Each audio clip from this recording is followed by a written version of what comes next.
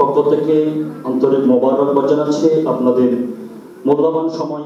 মোহাম্মদিয়া কাফেলা ঐক্য পরিষদের উদ্যোগে পবিত্র ঈদ মিলাদুন্নবী সাল্লাল্লাহু আলাইহি ওয়াসাল্লাম উদযাপন উপলক্ষে আলোচনা, মিলাদ শরীফ ও তালিমুল কুরআন প্রতিযোগিতা 2024 পুরস্কার বিতরণ অনুষ্ঠান অনুষ্ঠিত হয়।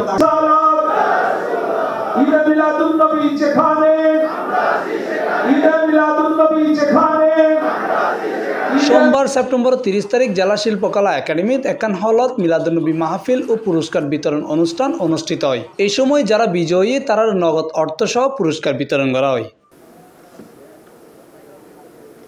মোহাম্মদিয়া কাফেলা ঐক্য পরিষদের মুখপাত্র মাওলানা মহিউদ্দিন খান ফারুকীর সঞ্চালনায় মোহাম্মদিয়া কাফেলা ঐক্য পরিষদের প্রধান হাদেম AR কামরুল ইসলামের সভাপতিত্বে মুনাজাত পরিচালনা করে বেলায়েতুল্লাহ খান।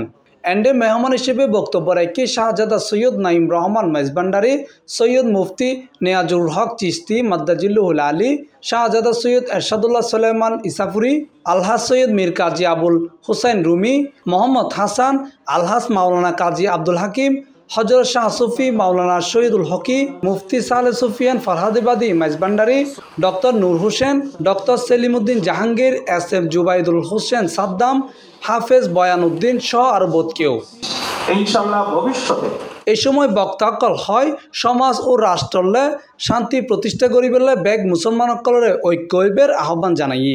যখন দেখলাম অলিদের মাজারে হামলা হচ্ছে, মসজিদে হামলা হচ্ছে, মাদ্রাসায় হামলা হচ্ছে, ধর্মীয় প্রতিষ্ঠানে হামলা হচ্ছে, তখন চিন্তা করলাম যে না, এইখানে কিছু কাজ করতে হবে।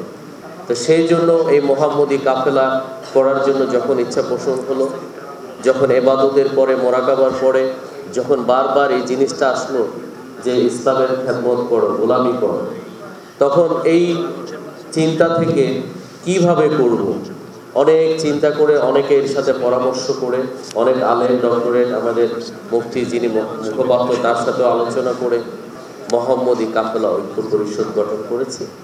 এটার উদ্দেশ্য লক্ষ্য হচ্ছে আমরা সুন্নিয় এবং সকল মুসলমান ঐক্য।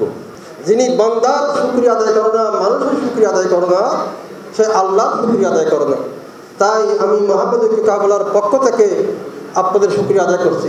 আমরা যেন সুসংগঠিতভাবে সম্মিলিতভাবে একসাথে আল্লাহ রসুল সাল্লাল্লাহু আলাইহি ওয়াসাল্লাম, আল্লাহর আউলিয়া কেরাম, আল্লাহর আউলিয়া কেরামের পথে যেন আমরা থেকে খেদমত আঞ্জাম দিতে পারি, ওনাদের পথ অনুসরণ করতে পারি, ওনাদের নির্দেশনা মতো চলে যেন আমাদের সুন্দর জীবন গঠন করতে পারি, জীবন যেন সুন্দর হয়। আল্লাহ তাআলা এটাই আমাদের চাওয়া। Mohammad Nizamuddin Tipu, C+ TV, Chittagong.